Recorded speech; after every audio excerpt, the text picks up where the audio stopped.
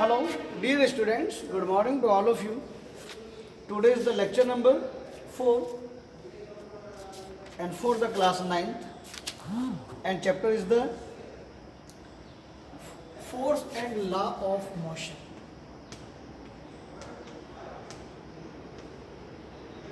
Force and law of motion. तो आज हमको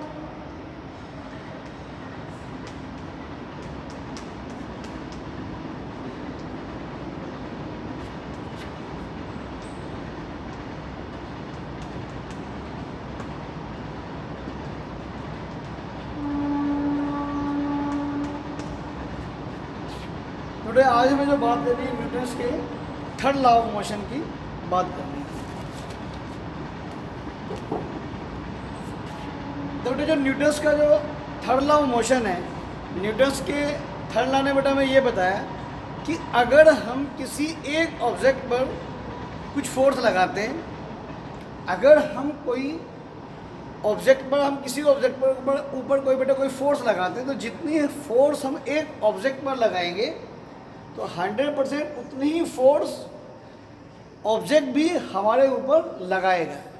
यानी कि दिस इज द एक्शन, जो लॉ के क्या कहते हैं बेटा, action is equal to reaction. It means कि जितने, अगर मान लीजिए बेटे ये एक आपके पास वाल है, ठीक है ना, ये आपके पास एक वाल है और ये मान लीजिए बेटे कोई ये बॉल समझ लीजिए आपके पास, ये बॉल है। इस बॉल ने अगर इसके ऊपर फोर्स लगाई तो ये दीवार भी इसके ऊपर इतनी फोर्स लगाएगी। इट मीन्स अगर बॉल ने फोर्स 5 न्यूटन की फोर्स दीवार पर लगाई तो 100% दीवार भी बॉल के ऊपर 5 न्यूटन की फोर्स लगाएगी। यही कारण होता है कि जब एक बॉल को आप दीवार पर हिट करते हैं तो बॉल दीवार से टकराकर वापस आ जाती है, क्योंकि बेटा action is equal to reaction. तो बेटा वर्ड्स में आप लिख सकते हैं, whenever one body exerts a force, whenever one body exerts a force on another body, then the second body exerts an equal and opposite force on the first body। ठीक है ना। तो बेटा आपने मान लो जैसे जितना आप एक्शन करेंगे 100% उतनी ही रिएक्शन होगी। तो यही आपके पास न्यूटन्स का थर्ड लॉ है, ठीक है ना। अब मान लो बेटा फॉर एग्जांपल जैसे कि आपके पास ये ऑब्जेक्ट है, ठीक है ना। अब मान लीजिए बेटा इसका जो वेट है वो नीचे की तरफ होगा, तो इसका जो वेट होगा ना बेटा, क्या हुआ, वो जो वेट हुआ ये तो हो गया एक्शन, और अर्थ भी इतना ही ऊपर की तरफ फोर्स एक्सर्ट करेगी, ये क्या हो गया बेटा आपके पास रिएक्शन। तो देखो बेटा ये भी फोर्स है, ये भी फोर्स है, वेट एक्शन हुआ तो उसका रिएक्शन आपके पास। और ये बात पक्की है बेटा, जो एक्शन जिस भी डायरेक्शन में होगा रिएक्शन 101% उसके जस्ट अपोजिट डायरेक्शन होगा। तो बेटे सब examples of Newton's third law, like जैसे कि हाउ डू वी वॉक। वास्तव में बेटे हम लोग जो चल पाते हैं वो क्यों चल पाते हैं, वास्तव में अगर action is equal to reaction ना हो तो शायद हम चल भी ना पाए। तो बेटे चलने का प्रिंसिपल समझिए बेटा, मान लीजिए these are the 2 legs of our, ये मान लीजिए बेटे 2 टांगे। तो बेटा जब हम चलते हैं तो हम जमीन को इधर की तरफ पुश करते थे बेटे, लाइक ये, यानी कि हमने ये अगर हमारे पास एक टांग है हमारे पास, तो इस टांग से हम जो जमीन होती है उसको पीछे की तरफ पुश करते हैं, तो we will move in forward direction, correct. तो जो हम चलते बेटे इस तरह से चलते हैं, क्योंकि हम अपने पाँव से जमीन को पीछे की तरफ पुश करते हैं, तो जब हम पीछे की तरफ पुश करते हैं तो जो जमीन होती है वो हमें आगे की तरफ पुश करती है, तो we will move in the forward direction. इसी प्रकार से देखो आप जंप करिए, मान लीजिए बेटा आपको इसको जंप करना है, अगर आप जंप करेंगे तो पहले आपको नीचे की तरफ फोर्स लगानी ही होगी। आप अगर नीचे की तरफ फोर्स ना लगाएं तो आप ऊपर उठकर देख लीजिए, आप एक सेंटीमीटर भी आप ऊपर नहीं उठ सकते।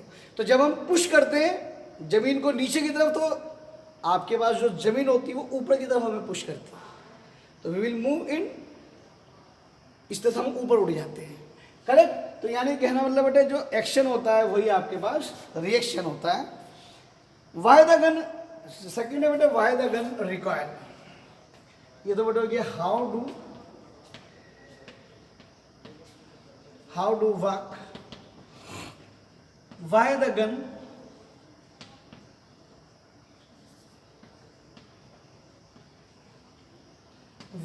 रिकॉयल, यानी जो गन होती है बेटे रिकॉयल क्यों हो जाती है?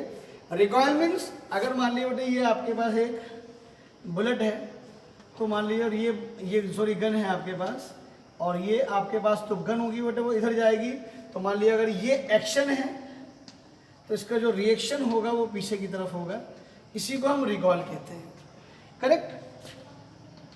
तो ठीक है ना बेटा, एक आपके पास ये एग्जांपल हो गया। और the flying of jet airplane and rockets, बेटे जो रॉकेट होता है उसके अंदर जो फ्यूल होता है, जो रॉकेट होता है उसका फ्यूल नीचे की तरफ पुश होता है, तो जो आपके पास जो फ्यूल ने जो फोर्स लगाई वो डाउनवर्ड डायरेक्शन में लगाई, ठीक है ना? अब जो डाउनवर्ड डायरेक्शन है इसकी रिएक्शन कहाँ होगी? वो अपवर्ड होगी, तो रॉकेट जो मूव होता है वो अपवर्ड इस तरह से होता है। इन द सिमिलर वे अगर मान लीजिए बेटे एक बोट पर हैं आप, और बोट से जब आप उतरते हैं, जब पानी से जब जमीन पर आप बोट पर आते हैं, तो boat will move in the backward direction, कारण आप अपने पाँव से बोट को पीछे की तरफ धकेलते हो, तो जो बोट होती है वो पीछे जाती है और हम आगे तरफ आ जाते हैं। तो बेटे कुछ एग्जाम्पल्स थे, कुछ एग्जाम्पल बेटा आप अपनी बुक से पढ़ लेंगे। अब आपका आता है बेटा कंजर्वेशन ऑफ मोमेंटम, ठीक है ना?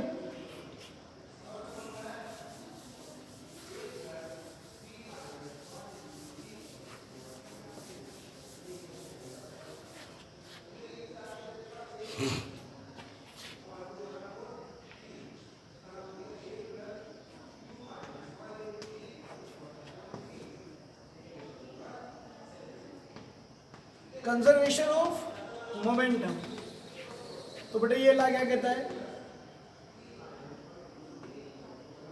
मोमेंटम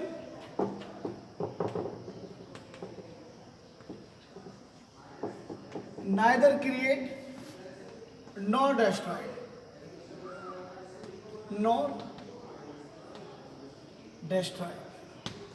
मोमेंटम को ना आप बना सकते हैं, ना ही मोमेंटम को आप समाप्त कर सकते हैं, provided no external force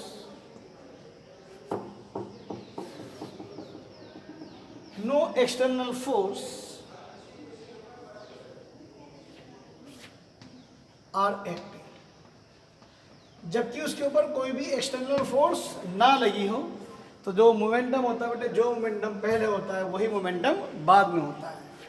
for example मान लीजिए बेटा मेरे पास ये दो ऑब्जेक्ट हैं, एक का मास m1 है, ये जो वेलोसिटी है बेटे वो इसकी u1 है, करेक्ट? एक दूसरा ऑब्जेक्ट है m2, इसकी वेलोसिटी मान लीजिए बेटे u2 है, और ये बेटे इस तरह से है कि u1 is greater than u2, दोनों बेटे एक ही लाइन ऑफ एक्शन में है, तो ये इससे टकराता है, टकराने के बाद ये जो पोजीशन बन जाती है बेटे आपके पास ड्यूरिंग द कोलाइड्स, जब ये टकरा जाते हैं, ये क्या हुआ बेटे? ड्यूरिंग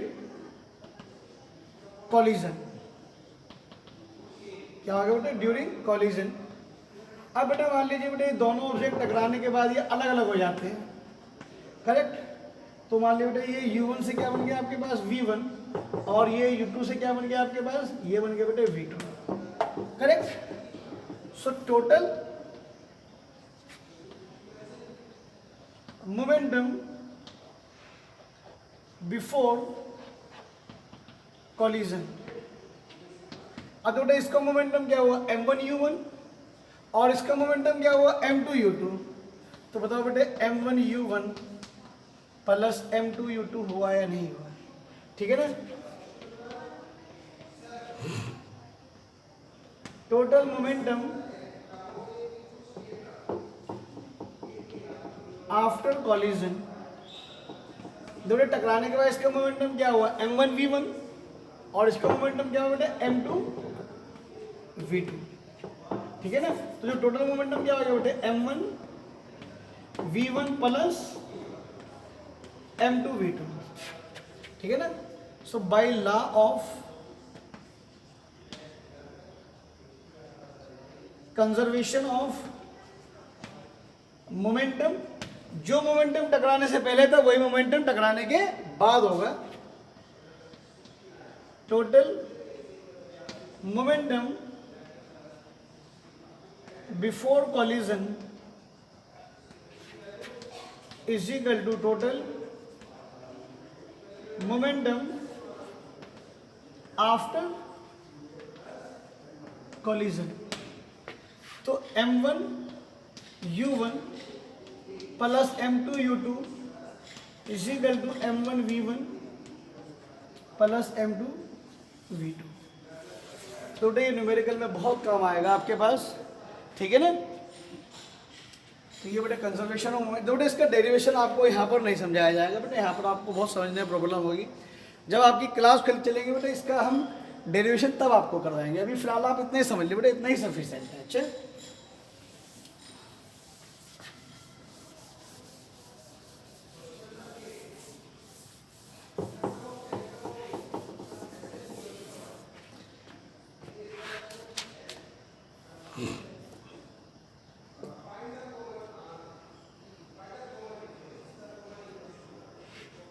अब बेटे आता है बेटे एक आता है रिकॉयल। बेटे रिकॉयल का मतलब क्या है? बेटे जब एक मान लीजिए बेटे ये आपके पास एक गन है, ठीक है ना, इसका मास m1 है और जो बुलेट है इसका मास m2 है, करेक्ट। अब मान लीजिए बेटे इसकी जो वेलोसिटी है वो u2 है, तो इसका मोमेंटम क्या होगा बेटे m2 u2, करेक्ट। अब आपके पास क्या होगा, ये जो बुलेट है बेटा आपके पास जो बुलेट है इतना ही, इसका मोमेंटम क्या हो गया m2 u2, तो इतना ही मोमेंटम ये पीछे की तरफ देगा। तो मान लीजिए बेटा इसकी जो वेलोसिटी जो पीछे की तरफ लगेगी ना, उसी को हम रिकॉयल कहते हैं। क्या कहते हैं बेटे? रिकॉयल वेलोसिटी, उसी को हम रिकॉयल वेलोसिटी कहते हैं गन की। तो बेटा क्या कहता है, जब बुलेट होती है वो इम्पास करती है equal and opposite momentum to the gun due to which the gun jerk backward. वास्तव में बेटा जो गन जो होती है पीछे की तरफ जो जर्क लगाती है उसी को हम रिकॉयल कहते हैं, करेक्ट। तो जो आपके पास होगा इस केस में मोमेंटम ऑफ बुलेट जो होगा it will be the equal to the momentum of gun. अब बेटे मोमेंटम ऑफ ये क्या होगा बेटे m2 u2 is equal to m1 u1।